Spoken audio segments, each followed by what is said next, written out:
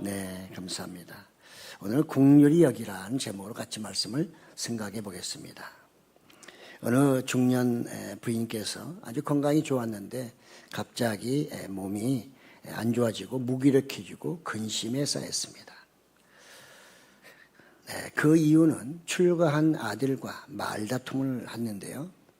근데 그것이 이제 좀 상당히 대화를 이제 단절하게 됐고, 오랫동안 시간이 흐르면서 이 어머니는 점점 신경성 질환으로 건강을 잃어가게 됩니다. 그 주변에서 많은 사람이 얘기합니다. 그래도 엄마가 아들을 이해해라. 그래서 빨리 풀어라. 이렇게 얘기하지만 그 엄마는 조금도 그런 마음이 없었습니다. 그 엄마는 하는 말이, 괘씸한 녀석. 내가 저를 어떻게 키웠는데, 이 말만 반복하면서 섭섭함과 씁쓸함을 풀질 않았습니다. 이건 부모님이만 아마 대부분 가질 수 있는 마음이라 생각합니다. 아들도 마찬가지. 어머니가 그러니까 아들도 어머니한테 용서를 빌 마음이 조금도 없습니다. 그 어머니의 그 아들이죠. 결국은 병이 깊어져서 병원에 입원하게 됐습니다. 목사님이 가서 문병하면서 예배를 드리며 이렇게 권면했습니다. 아들에게 전화를 하시라. 목사님도 권면하니까 안 할 수 없잖아요. 전화를 했습니다. 아들이 전화를 받는데 받자마자 아들이 잘못했다고 용서를 빌고 또 눈물을 펑펑 전화기를 통해서 흘리고 있었습니다. 어머니가 저에게 전화할 줄 몰랐습니다. 아들이 좀 멀리 살았나 봐요. 그래서 그 밤에 그 아들이 어머니 계신 병원으로 달려갔고요. 서로 부둥켜 안고 울었다고 합니다. 그 어머니 병은 그 이후로 안개처럼 사라지고 건강을 금방 회복했다는 것이죠. 우리의 감정을 추스리는 것 대단히 중요하다고 생각합니다. 우리는 신앙인으로 또한 세상의 어떤 사회인으로서 또 가정에서는 가정 구성원으로서 내 감정을 어떻게 내가 통제하고 추스리고 가느냐에 따라서 그 인생은 완전히 달라진다고 생각합니다. 용서와 긍휼은 갈라진 틈을 새롭게 시작하기도 하지만 그 용서와 또 나가서 긍휼이 없는 그곳에는 결국은 갈등이 연속이고 나중에는 돌아올 수 없는 그런 강을 건너게 된다는 것을 우리는 세상의 많은 사건들을 통해서 지금 잘 알고 있습니다. 오늘 본문으로 돌아가 보면 서로 긍휼히 여기라는 말씀이죠. 네, 서로가 빠졌는데 서로 긍휼히 여기라. 네, 예수님은 감람산에서 갔다가 다시 감람산에 오셨죠. 왜? 지금 예수님에 대한 논쟁은 끊임없이 이어집니다. 참 예수님은 100% 사람이고 100% 신이잖아요. 그러니까 우리가 예수님을 신 쪽의 입장에서 생각한다면 우리가 똑같잖아요. 그런데 예수님은 그 많은 시험을 어떻게 다 이겨낼 수 있었을까? 그렇게 자신을 미워하고 핍박하고 조롱하는 그 수많은 사건들 속에 어떻게 그분은 신경쇠약도 안 걸리고 병원에 입원도 안 하고 그걸 다 피해 나가면 또 그것을 하나 해결해 가면서 십자가까지 질 수 있었을까 하는 것입니다. 아마 보통 사람 같으면 신경쇠약에 걸려버렸을 것입니다. 예수님은 하나님의 아들이기 때문에 그 신성 100%이기 때문에 그냥 이길 수 있었을까요? 그렇게 생각되지 않습니다. 예수님도 배고프면 먹을 거 달라 하시고요. 목마르면 물 달라 하시고요. 슬프면 울기도 하시고 우리가 똑같은 감정을 갖고 계셨던 것이죠. 그렇기 때문에 우리는 예수님의 이런 여러 가지 사역을 통해 그분이 그 살아가면서 겪었던 수많은 문제들, 우리가 똑같이 겪었던 그런 문제들을 우리가 보면서 예수님은 어떻게 그걸 그때마다 그 문제를 해결해 가시고 또 거기서 정말 어떤 정말 문제를 잘 해결해서 많은 사람이 유익을 주었나 하는 것이죠. 오늘 본문은 여러분 잘 아십니다. 가늠한 여인. 여자가 가늠했구나. 그래서 예수님이 용서해 줬네. 이런 관점이 아니라 이 문제를 예수님은 어떻게 풀어가시냐 하는 것이죠. 어떻게 이 문제를 풀어가셨나? 어떻게 이 어려운 시험을 잘 이겨낼 수 있었나? 거기에 우리가 초점을 맞추고 같이 한번 생각을 해보자는 거죠. 네. 이 율법 바리새인 또 율법 교사들이나 바리새인들 이들은 어떻게든지 예수님을 죽이려고, 그러니까 그들의 감정 속에는 오로지 살인적인 마음밖에 없는 거예요. 예수님 앞에, 다른 사람 앞에서는 아주 사랑스럽고 정말 아름다운 마음을 선을 행하는 것 같지만 예수님 앞에만 서면 이들은 약해지는 거죠. 뭐에 대해서? 사랑이 약해져요. 국률도 없어요. 오직 예수님을 죽이고자 하는 살인적인 마음에는 없는 거예요. 감정 통제가 안 되는 거죠. 그분 앞에만 서면 어떻게 하면 저 사람을 없애버릴까? 신성모독 아니면 고발해서, 이게 완전히 그들의 생각을 붙잡고 있는 거예요. 그러니까 거기서 자유롭지 못한 것입니다. 우리의 삶 속에서 어떤 그런 생각으로 내가 붙잡혀버리면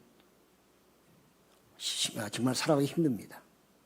어떤 상황 속에서도 그렇게 모든 감정이 거기에 적용이 돼버리면 좋은 일이 일어날 수가 없고요. 아무리 좋은 것을 봐도 좋다고 평가할 수 없고, 아무리 정말 나에게 선을 베풀려고 해도 그 사람을 선하게 보지 않는 것이죠.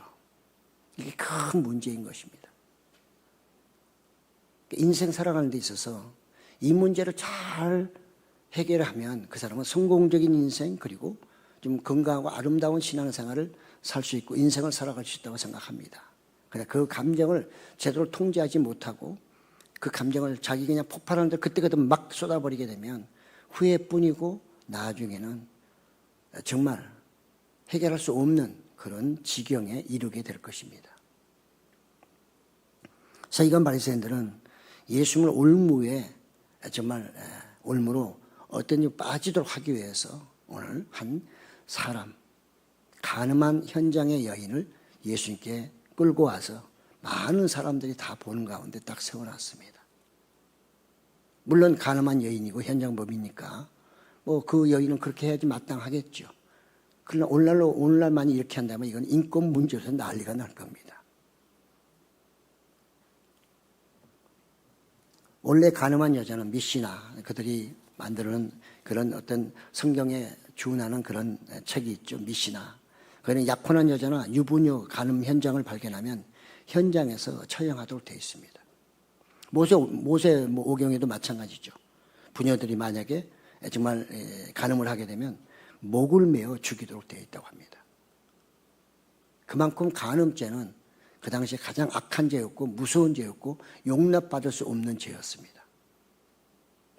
그런 죄를 저질렀기 때문에 서기관 바리새인들은 떳떳하게 그 여인을 데리고 와서 많은 사람 앞에 세워놓을 수 있었을 것입니다. 그러나 그들에게 문제가 있어요. 이 여인을 재판을 하려고 하면 최소한도 두 사람의 그 현장에서 봤던 증인 두 사람 이상이 있어야 됩니다. 증인도 없습니다. 아니, 간음을 혼자 하나요? 남자도 있었을 거 아니에요. 그 남자는 도대체 어디 가버린 것입니까? 그러니까 그들은 두 가지나 은폐를 한 거죠. 조작한 거죠. 그래서 사실인지, 물론 사실이니까 했겠지만, 그러나 중요한 것은 그런 두 가지 요건을 그들은 완전히 숨겨버리고 오직 한 여인만 딱 데리고 와서 예수님에게 어떻게 생각하느냐. 예수님은 지금 그 감람산 내려오셔가지고 앉아서 지금 성경을 가르치고 계시잖아요. 그러니까 율법을 늘 가르치고 있으니까 납비하면서 그들은 접근해서 훌륭한 납비시여, 우리가 이렇게 잡아왔는데 율법에는 이 사람을 돌로 쳐 죽이라고 돼 있는데 선생님 생각은 어떻습니까? 선생님은 어떻게 해야 된다고 생각하십니까? 선생님의 그 고견을 좀 알려주십시오 라고 말하고 있는 거거든요. 그러나 그 고견은 완전히 정말 함정을 파놓고 이리 가지도 못하고 저리 가지도 못하게 딱 함정 파놓고 죽이려고 하는 것이었거든요. 예수님을 모르시겠어요? 다 아시죠? 그렇습니다. 우리가 시험이 오거나 시련이 올 때, 어떤 문제가 왔을 때요, 그것을 알면 다 이겨낼 수 있어요. 근데 모르기 때문에 우리는 그 시험에 빠지게 되고요. 모르기 때문에 거기에 내가 걸려들 수가 있거든요. 예수님은 아시기 때문에, 첫째로 그분은 아시기 때문에 걸려들지를 않습니다. 그들이 왜 지금 이 질문을 그리고 왜 그 여인을 붙잡아 놓고 와서 예수에게 질문하는지 너무 잘 알고 계셔요. 만약에 예수님이 돌로 쳐 죽여 그렇게 말하면 모세 율법을 지키기는 한 것이지만 예수님은 날마다 사랑하라, 긍휼을 베풀라 이렇게 가르쳤는데 예수님의 그 메시지하고는 전혀 안 맞자면 이중 랍비가 되는 거죠. 이중 인격을 가진 랍비, 나쁜 랍비가 되는 것이고요. 또한 로마에 압제해 있기 때문에 사형을 로마 사람 유대인들이 명령할 수가 없습니다. 반드시 로마의 허락을 받아야 됩니다. 빌라도에게 예수님이 정말 예수님 죽일 때도 빌라도에게 그래서 사형 그것을 받아내잖아요. 그렇기 때문에 예수님은 돌로 쳐 죽이라고 하면 이 두 가지를 범하게 되는 거죠. 그들은 그것을 좀 노리고 있는 것입니다. 또 하나, 만약에 죽이지 말라고 하면 당연히 모세의 율법을 어기는 거죠. 그러니까는 정말 진퇴양난이에요. 이리 갈 수도 저리 갈 수도 없는 이런 상황. 우리가 살다 보면 이런 아주 정말 막바지에 도달하는 경우가 있잖아요. 다 사방이 다 막히면 어딜 보라고요? 하늘을 보라고 말하잖아요. 예수님은 이런 상황에 서서 어떻게 문제를 해결해 가실까요? 땅에 허리를 굽히고 땅에다 글을 쓰는 것이었습니다. 많은 사람들은 땅에다 무슨 글씨를 썼을까? 그림을 그렸을까? 뭔 얘기를 썼을까? 막 여기에 관심이 많아요. 그런데 그것은 중요하지 않습니다. 중요한 것은 그 위기 속에 그런 아주 정말로 긴장이 막 흐르고 있는 그 상황 속에 예수님은 찰나의 여유를 가지고 허리를 굽혀서 땅에다 뭔가 쓰고 계셨다는 거죠. 그건 아무도 모릅니다. 우리가 이 순간이라는 거예요. 찰나라고 하는 것도 그것도 여유거든요. 1시간도 여유지만 여러분 1초도 여유고요. 3초도 여유입니다. 조금만 생각하면 내가 저지르지 않을 수 있는 문제도 그 순간을 못 참음으로 모든 걸 잃어버린 경우가 너무나 많잖아요. 잃어버리고 난 다음에 후회하면 뭐예요? 그건 아무 의미가 없는 거죠. 제가 어디 가서 권사 임직할 때 제가 그런 얘기 했어요. 권사 보메라 장로 안수집사 임직할 때입니다. 여러분 중직자가 돼서 뭘 하다 보면 별의별 일이 많아요. 괜히 미움 당하기도 하고 미워하기도 하고 오해받기도 하고 오해하기도 하고 그거 엄청나게 많은데 이제부터는 여러분들 꼭 해야 될 게 하나 있다. 그거 쌓아놓지 마라. 그런 쓰레기는 그때그때 치워야 된다. 지우개로 지워버려라. 성령의 지우개로 지워야지 중직을 하지. 날마다 이거 생각 저거 생각 그냥 속에다가 그런 쓰레기 갖고 다니면서 조금만 저가면 터져가지고 난리치고 그렇게 중직자가 될 수 없다. 그러면 아예 직분을 받지 마라. 뭐 중직자 안 만도 천국 못 가느냐. 제가 받지 말아도 안 받겠어요? 그렇습니다. 안 지워버리면 그냥 거기다 쓰레기통 넣어놓으면 이건 항상 문제예요. 무거워요. 언제든지 튀어나올 수 있어요. 가득 차버리면 지가 터져버려요. 성경은 그렇게 용서라든가 그렇게 뭔가 해결하라고 말씀하지 않습니다. 지워버려야 돼요. 내 속에서 완전히 지워야만 늘 깨끗한 상태로 다닐 수 있는 거죠. 성경은 우리에게 늘 깨끗하라고 말씀하잖아요. 거룩하라, 경건하라. 근데 경건한 그 속에 그런 쓰레기를 담고 다녀서는 안 되잖아요. 예수님은 이 순간에 그 위기를 넘기기 위해서 이 찰나라는 것을 쓰고 있는 것입니다.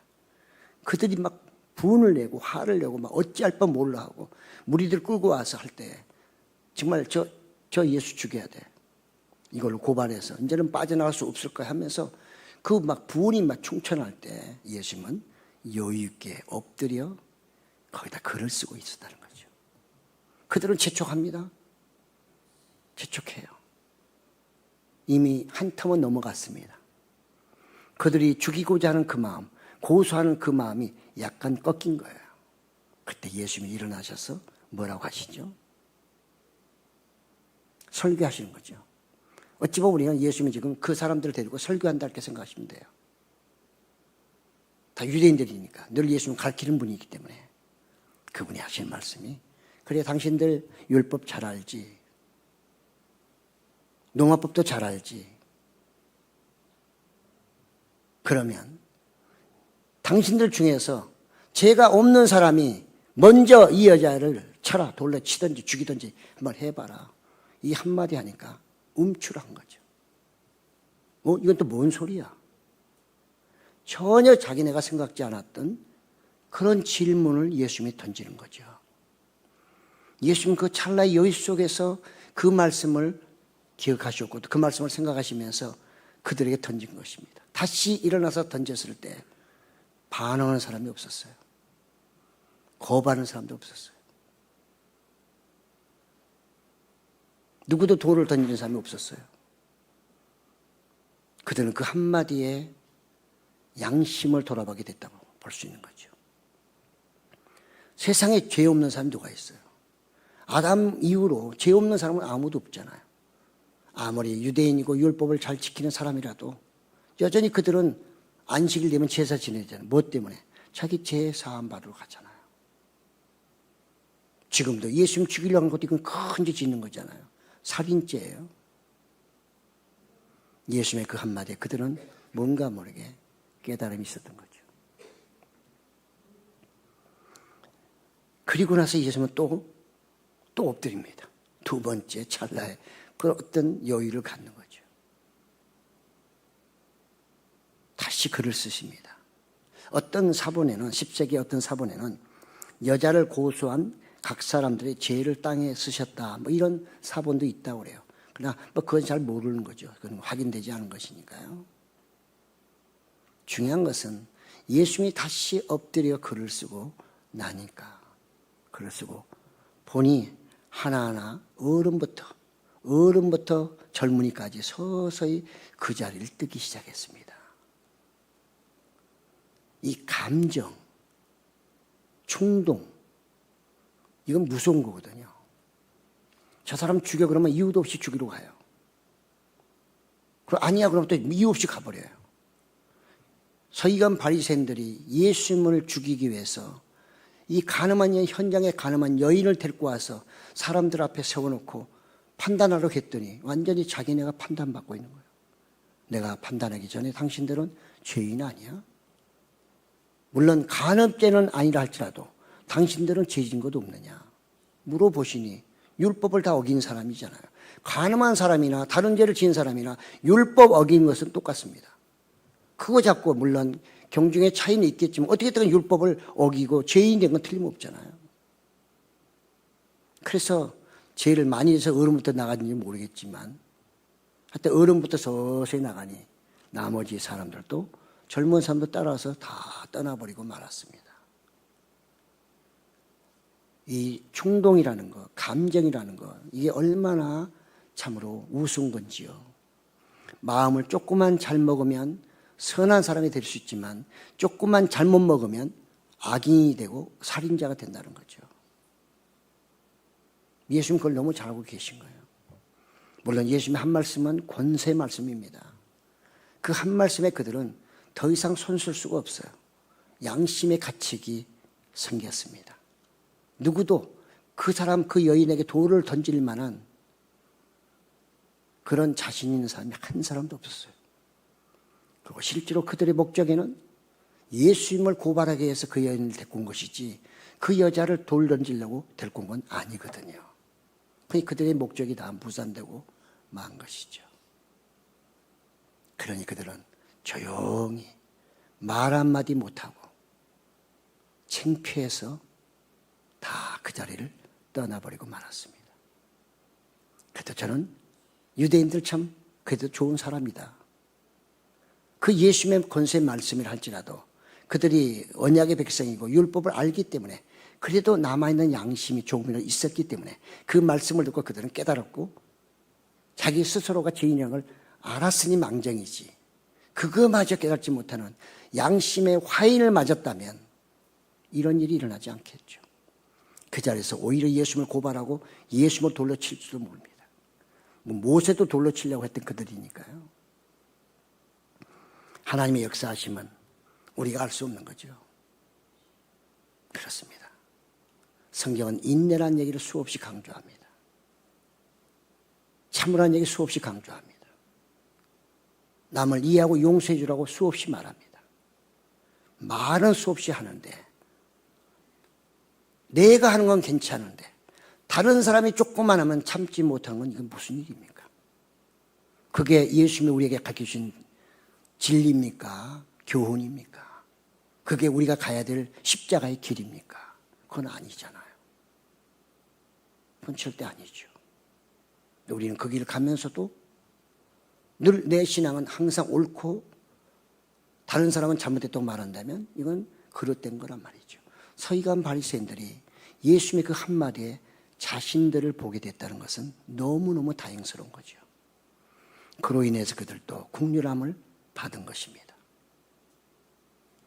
하나님의 긍휼하심을 받은 것이고 예수님으로부터 긍휼함을 받은 것이고 그 여인도 그 말씀 한마디에 그들이 실제로 직접적으로 원하지는 않았다 할지라도 죽이지 않고 돌을 던지지 않고 떠났으니 그 여인도 그들에게 긍휼함을 받은 것이죠. 이게 예수님하고 이 여인하고 대화입니다. 예수님은 다 사람들이 떠난 다음에 일어나서 여자여라고 불러봅니다. 이 호칭은 주석가에 의하면 로마의 시저가 애굽 여왕 클레오파트라를 부를 때 부른 호칭이었습니다. 엄청나게 존칭어였습니다. 그 고귀하신 지대하신 랍비 선생이 이 여인에게 여자여 아주 존칭어로 우리나라 표현은 뭘로 할지 모르겠지만 하여튼 여사 갖고는 안 될 것 같습니다. 그런 표현을 쓸 때 이 아이들은 얼마나 감동받았을까요? 늘 모든 사람은 자기에게 저런 죄인, 창기, 더러운 여자, 불의한 여자, 침뱉고 무시하고 조롱만 받아왔던 그 여인이 위대하신 그 납비로부터 여자여 라고 부름을 받았을 때 이 여인은 거기서 이미 죽은 겁니다. 거기서 받은 감동은 더 이상 뭐가 비교할 수 없었을 것입니다.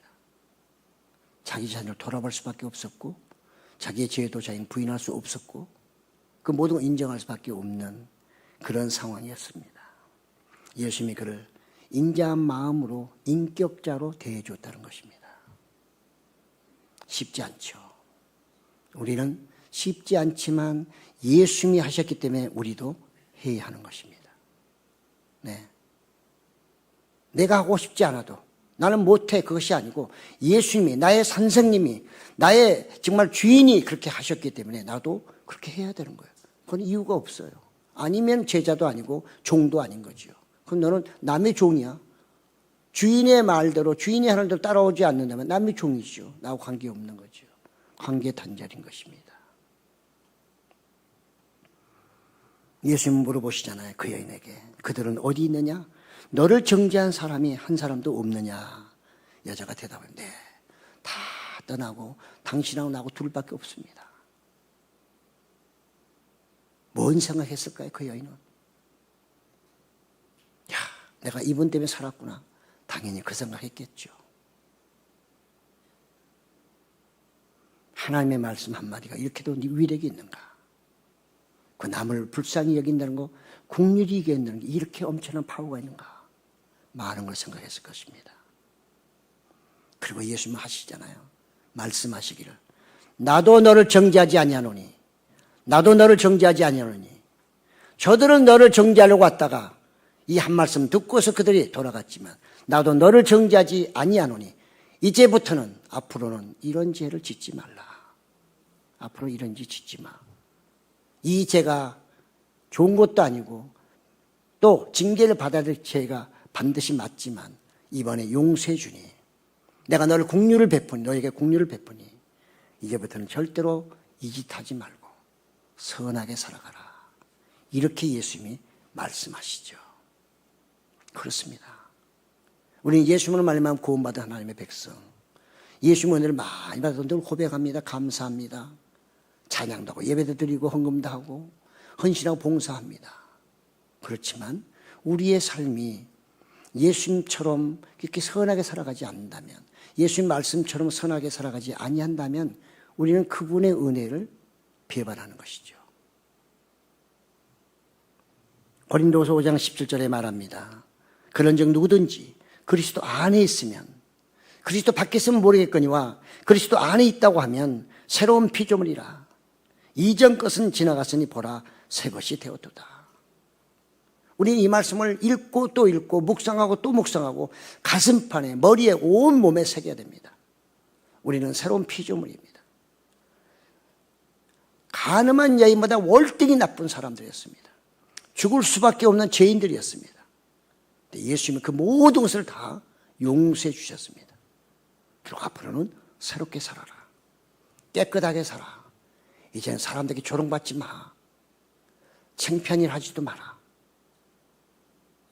너도 긍휼함을 받았으니 다른 사람에게 긍휼을 베풀며 살아라. 그 얘기를 하신 것이죠. 우리는 정말 그 유대인들이 예수님을 죽이기 위해서 이 여인을 데리고 왔지만 예수님은 이 여인을 살려주시고 그래서 그에게 긍휼을 베풀어 주실 뿐만 아니라 이 여인 때문에 그들 또한 긍휼하심을 받았다는 것도 우리는 기억을 해야 할 것입니다. 하나님 보실 때 가장 아름다운 장면이 아니었을까요? 그렇습니다. 우리 기독교는 그리스도인은 늘 화목을 중심으로 살아야 됩니다. 화목한다는 말이 기분 나쁘고 슬프고 억울하고 누명 쓰고 하는 게 없어서 그럴까요? 있습니다. 그것이 있지만 그것을 초월하고 그것을 지워버리고 성령의 지우개로, 말씀의 지우개로 지워버려야만 주님이 나에게 새로운 은혜를 주실 거 아니에요. 주님도 내 모든 죄를 지워버리셨다는데 우리가 가지고 있는 그 정도는 우리도 지울 수 있어야 되지 않을까요? 내 힘으로 못하면 기도해서 정말 성령의 힘으로 그걸 지워가야 하는 것이죠. 쌓아놓으면 안 되는 거죠. 쌓아놓으면 그건 무거운 쓰레기가 되고 말고요. 그 쓰레기가 결국 나를 더럽히고 나를 또 망하게 할 수 있다는 사실을 우리는 늘 기억하며 살아야 하는 것입니다. 우리 오늘 말씀을 통해서 몇 가지 정리하고 마칩니다. 첫째, 우리는 기도를 준비하는 신앙인이 되어야 됩니다. 예수님은 늘 그분의 사역 속에서 밤새도록 기도하시고요. 밤새도록 하나님께 여쭤보고 하나님께 힘도 얻고 그래서 거기서 다시 모든 시험을 이길 수 있고 나가 또 하나님 주신 지혜를 가지고 모든 것을 이겨낼 수 있었던 것이죠. 예수님의 사역은 십자가에 돌아가신 것마저도 그것은 예수님의 승리였습니다. 십자가를 저버리는 것, 십자가를 내가 부인하는 것은 예수님의 사역의 실패지만 그분은 그 십자가 사역을 인정했기 때문에 받아들였기 때문에 그게 성공한 것이거든요. 그래서 마지막 기도하셨잖아요. 겟세마네 동산에 가서 아버지야 내가 이걸 꼭 져야 되겠습니까? 넌 져야 돼. 순종함으로 그분의 사역에 승리를 거뒀습니다. 다양한 시험이 매일매일 주님께 왔지만 예수님은 기도하심으로 하나님의 말씀에 순종하심으로 그 모든 시험을 이겨낼 수 있었습니다. 우리도 시험을 이기려고 하면 기도와 하나님 말씀에 순종하는 그 자세, 이것이 없이는 시험을 이길 수 없습니다. 두 번째로는 긍휼히 여기는 자가 긍휼히 여김을 받습니다. 우리는 예수님부터 엄청난 긍휼함을 받았는데 나는 긍휼을 베풀 수 없다고 하면 이거는 비성경적입니다. 이건 하나님이 기뻐하지 않습니다.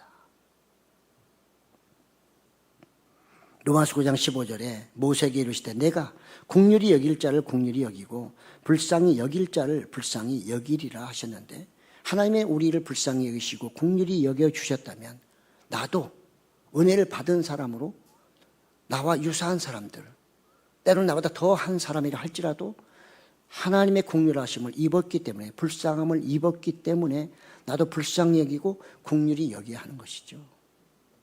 이게 주님이 우리에게 주는 교훈입니다. 나를 따라오라는 십자가의 길입니다. 우리는 이런 것은 따라가기 싫고 부귀영화만, 부활만, 행복만, 예수님의 그 기쁨만 따라간다고 하면 주님은 난 너를 모른다 하실 수도 있는 거죠. 그렇습니다. 마지막 세 번째는 교회는 죄를 미워하고 죄인은 긍휼히 여겨야 합니다. 우리는 말로는 참 잘하죠. 그러나 현실적으로 쉽지 않습니다. 죄를 지은 사람과 죄를 동일시 여기기 때문에 그렇죠. 그러나 엄격히 따지면 죄와 죄인과는 다른 것입니다. 죄인이 약하니까 죄를 짓는 것이고 미혹 유혹 당해서 죄를 짓는 것이거든요. 그러면 우리는 죄는 미워하고 예수님 다시는 죄를 짓지 말라고 하신 것처럼 우리는 죄를 지었을 때 이렇게 용서를 받을 수 있겠으나 우리가 죄를 그냥 늘 가까이 하거나 그걸 친하게 정말 같이 있으면 안 되는 거죠. 죄는 우리가 미워해야 됩니다. 그러나 죄를 짓는 사람에 대해서 그 사람의 영혼에 대해서는 불쌍히 여겨야죠. 이게 신앙인으로서 이걸 나눠서 생각한다는 게 쉽지 않습니다. 이건 하나님의 은혜를 받아야만 가능한 것이고요. 말씀을 깊이 묵상해야 됩니다. 기도를 많이 해야 됩니다. 그래야만 내 속에 있는 모든 것을 주의 보혈로 깨끗하게 씻기고 지워버리고 새로운 마음으로 긍휼한 마음으로 불쌍히 여기는 마음으로 죄를 미워하고 죄인을 용서하고 사랑하고 그를 선한 길로 인도할 수 있는 것이죠. 그러니 이게 얼마나 어려운 일입니까? 그래서 사람은 할 수 없는 것입니다. 하나님만이, 예수님만이, 성령만이, 말씀의 권세만이 할 수 있습니다. 우리는 이 일을 위해서 부름받은 하나님의 백성들, 하나교회입니다. 많은 이유가 있으나 그는 이유가 필요하지 않습니다. 이 여인도 말하려고 하면 얼마나 자기 속 얘기가 많겠어요. 아마 예수님은 그렇게도 생각했을 것입니다. 죄 없는 데가 돌로 치라. 그러면 당신들은 이 여인이 간음했기 때문에 돌로 는 건 맞지만 이 여인이 왜 간음할 수밖에 없었는지, 왜 이렇게 살 수밖에 없었는지 물어보거나 그 사람의 입장에서 한 번 정도 생각해 본 적이 있느냐, 그걸 물어보고 계시죠. 우리는 죄로만 하면 막 돌을 던져야 되지만 그 사람 얘기를 잘 들어보면 어때요? 그래, 그래서 그렇구나, 용서해야지, 이해해야지, 참 불쌍하네, 이런 마음을 갖잖아요. 사랑하는 성도 여러분, 혹시나 이런 마음이 뭔가 있으면 그런 마음을 가지고 물어보세요. 정답하면 그분한테 왜 그렇게 했냐고 물어보세요. 이유도 정확히 알지도 못하며 판단하거나 정죄하거나 그건 옳지 않죠. 이 서기관 바리새인들은 아주 나쁜 사람들입니다. 모든 증거도 없애버리고 오로지 예수님 죽이기 위해서 했다가 완전히 예수님한테 한 대 맞고 다 도망가 버리는 꼴이 되고 말았습니다. 그럼에도 불구하고 예수님은 여전히 그들을 위해서 십자가에 돌아가셨다는 사실입니다. 그렇습니다. 이 길은 어렵습니다. 사람으로 가기는 어려운데요, 성령이 함께하면, 말씀을 붙잡고 가면, 하나님의 말씀에 순종하면 얼마든지 갈 수 있는 길이기도 한 것입니다. 그래서 서로 긍휼히 여기라, 늘 말씀을 기억하시며 하나님이 기뻐하시는 그런 신앙인으로, 또 하나님께 복을 받는 그런 신앙인으로 사시기를 예수님의 이름으로